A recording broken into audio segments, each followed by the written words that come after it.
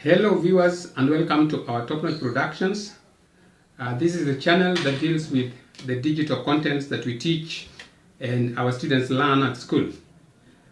In our today's production, we will be still have our discussion on fathers of the nation.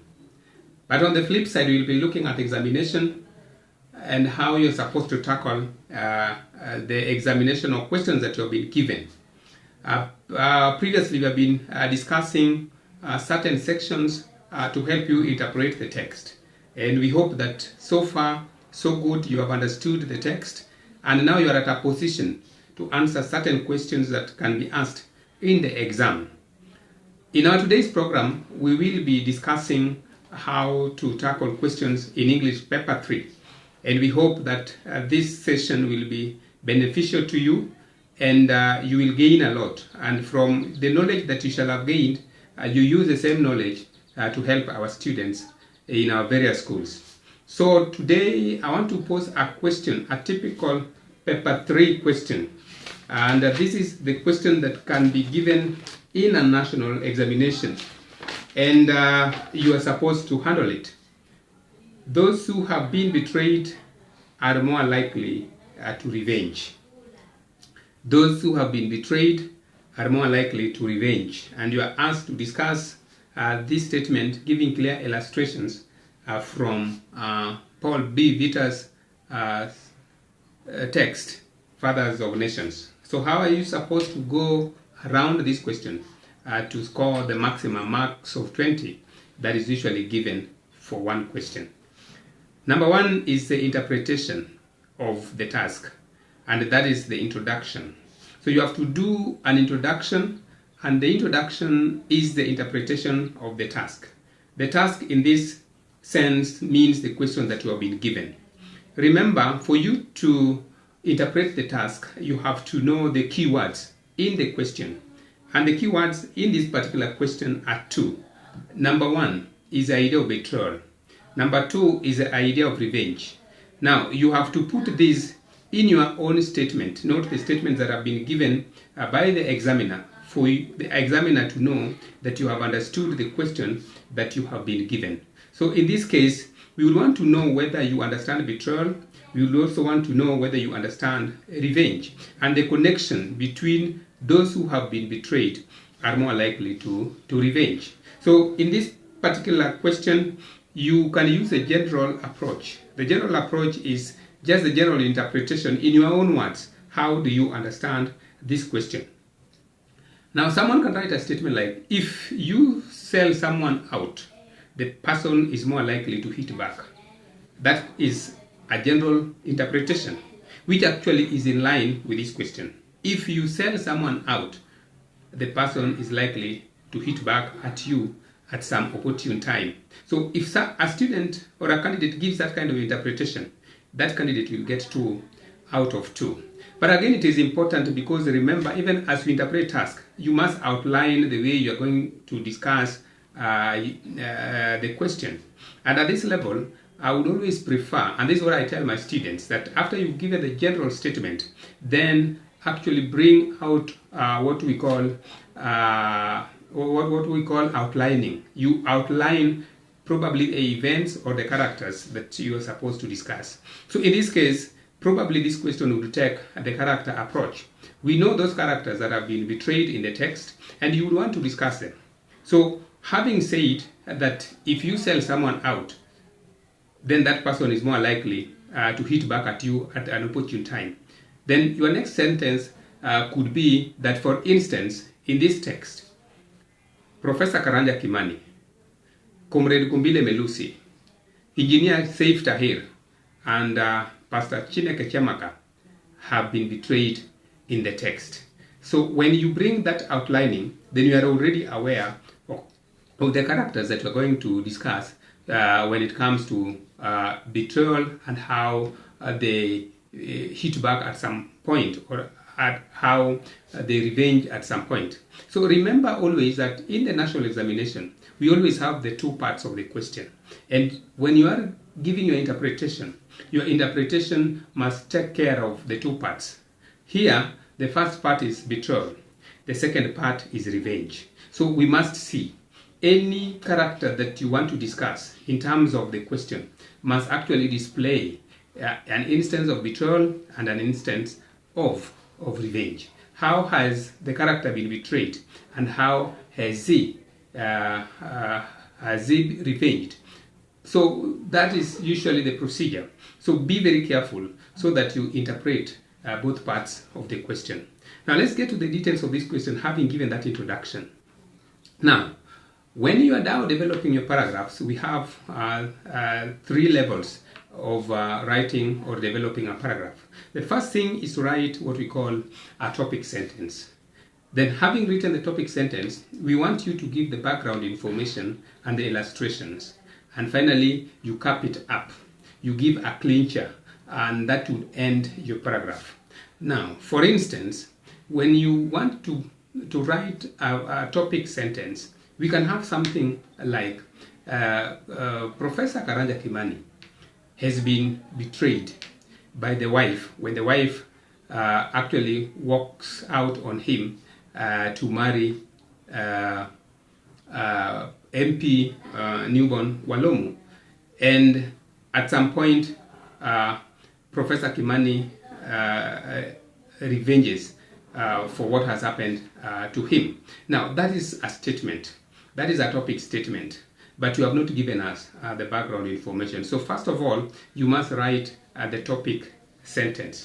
Professor Kimani has been betrayed by Newborn Walomu, the MP, and at the opportune time, Professor Kimani hit back at Walomu, who took away the wife from him. Now, that is a statement. Then we need to get the background information, how this betrayal happened.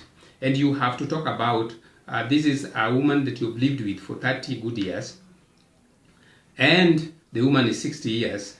You've got a daughter with the same woman, and finally, because of wealth, because the wife feels, or Asia Amondi feels that Professor Kimani does not have a lot of wealth, then he walks out on Professor Kimani and gets married to MP Newborn Walomu. So that is a sense of betrayal. And you have actually given us a background of how Asia Omondi walked out on Professor Karanja Kimani and what caused that kind of walk out from Professor Karanja Kimani. Then after you have brought that, then you must bring the other bit of it, the flip side bit of it, the bit of revenge. So you'll have to tell the examiner that because of the bitterness that Professor Kimani has had, then he decides now to revenge. So how has he revenged, or what action has he taken now to revenge? You could talk about attacking or assaulting MP Newborn Walomu at his office. When he goes there and asks the question why Walomu Newborn has taken his wife. And of course he uses the word has stolen his wife. Then Walomu tells Professor Kimani that he's actually not stolen the wife, but has taken the wife. So in the process, Professor Karanja Kimani attacks Newborn Walomu. And when he attacks Newborn Walomu, they engage in some fits, and after that, actually, Professor Kimani is arrested and taken to jail. So he actually attempted, because of the bitterness that he's lost his wife to MP Newborn Walomu, then he went and revenged, wanted to hit back at Newborn Walomu in this context. So that is briefly how you develop a paragraph. But remember, we have only given the topic sentence and probably the background information and the illustration. A good student would always give a clincher, and the clincher must always take you back to the question. So you can say that it is true that those who have been betrayed or those who have been sold out can easily hit back at those that they feel have betrayed them. And by that you shall have made a clincher, and you shall have made a very good statement for yourself in that paragraph. And such a paragraph would earn you 3 out of 3 if it is well developed.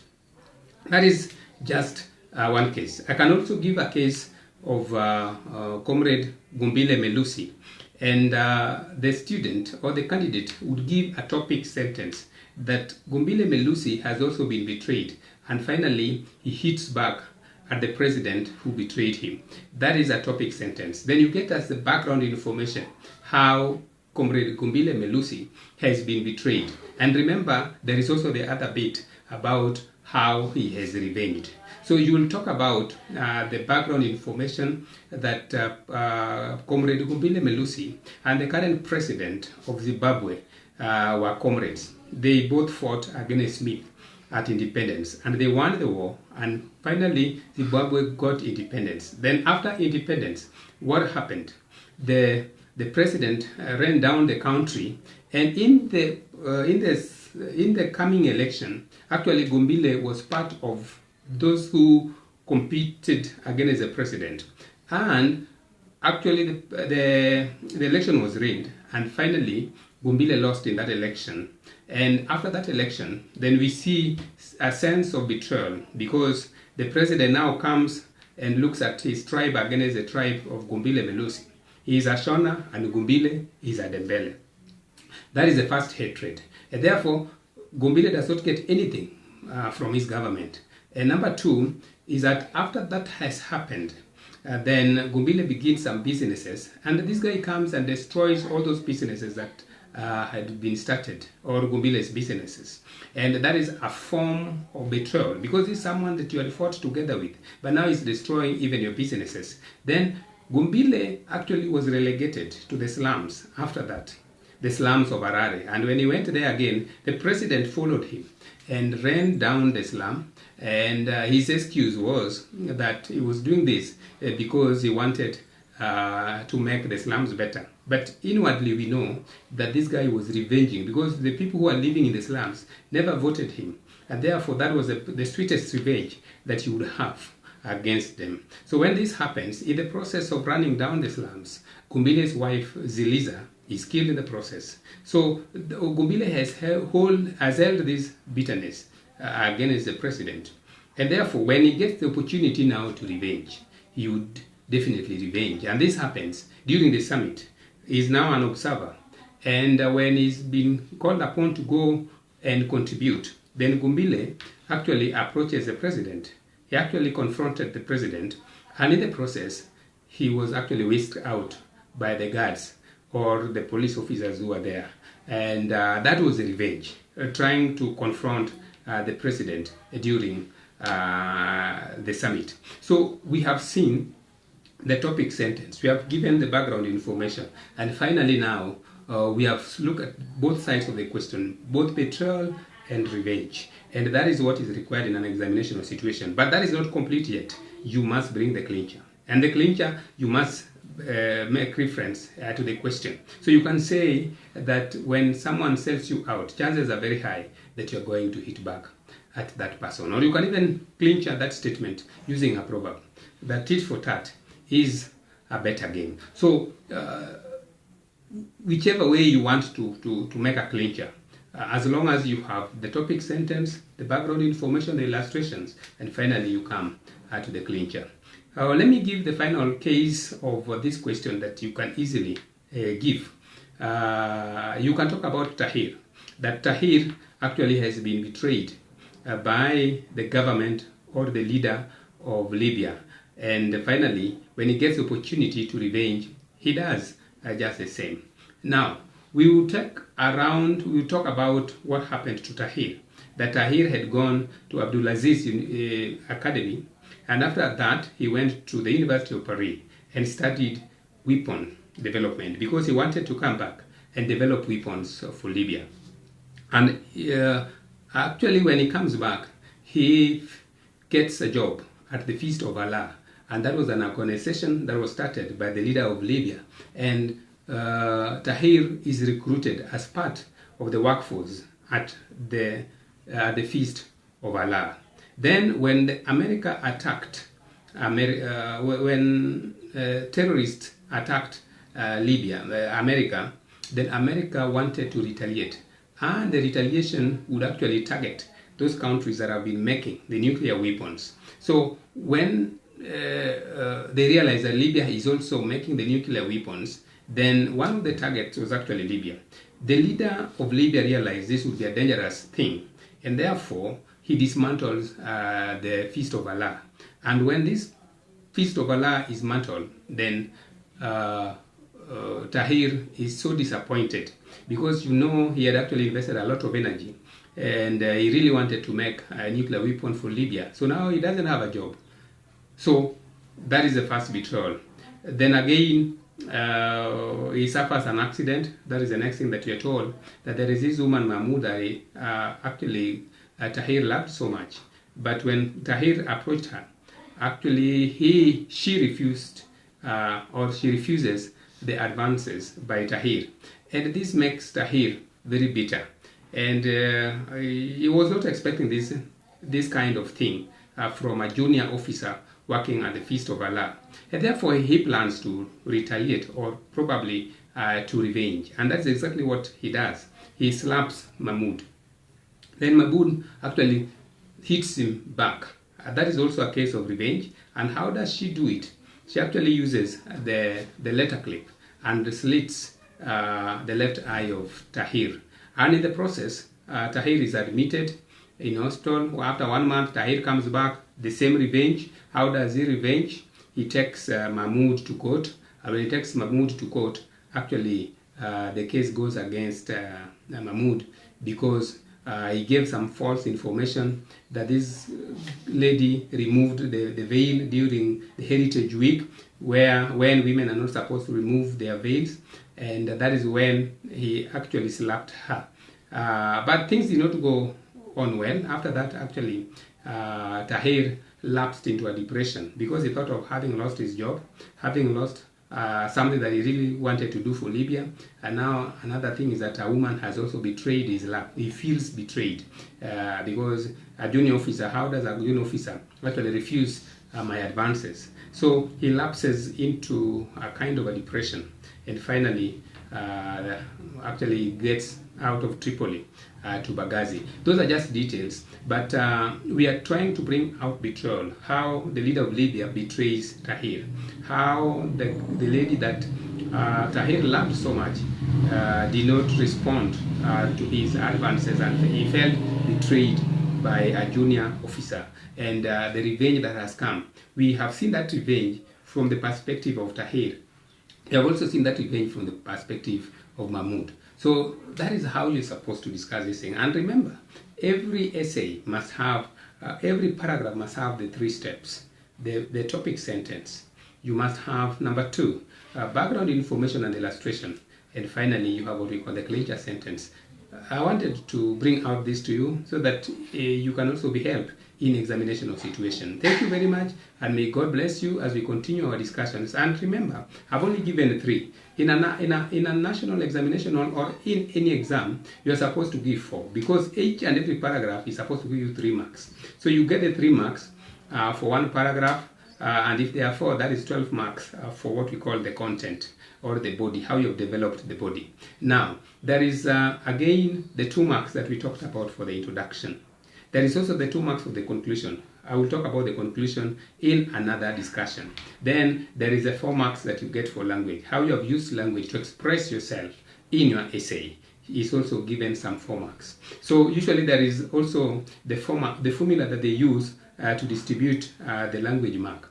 Like someone who's got 9 to 12 would definitely get 4 marks for language. Someone who's got probably 7 to around 8 there would get around 3. Then someone who's got 6 would get 2. Then if you get less than 6 now, you get 1 mark for language. So there is a way in which the language mark is distributed. But what is important is the content, and that is why we started with the discussion of the set books. And having understood the set books, now you've got the background and a very good foundation now to write your essays. Because remember that it is the body, the 12 marks, that is important, because if you've got 12, definitely you will have 4 for language, and even conclusion will be 2. So ladies and gentlemen, I hope that our discussion today has helped you a great deal, and kindly continue accessing our information. If you haven't subscribed to our YouTube channel, do so and be part of what we call the great discussion. May God bless you abundantly.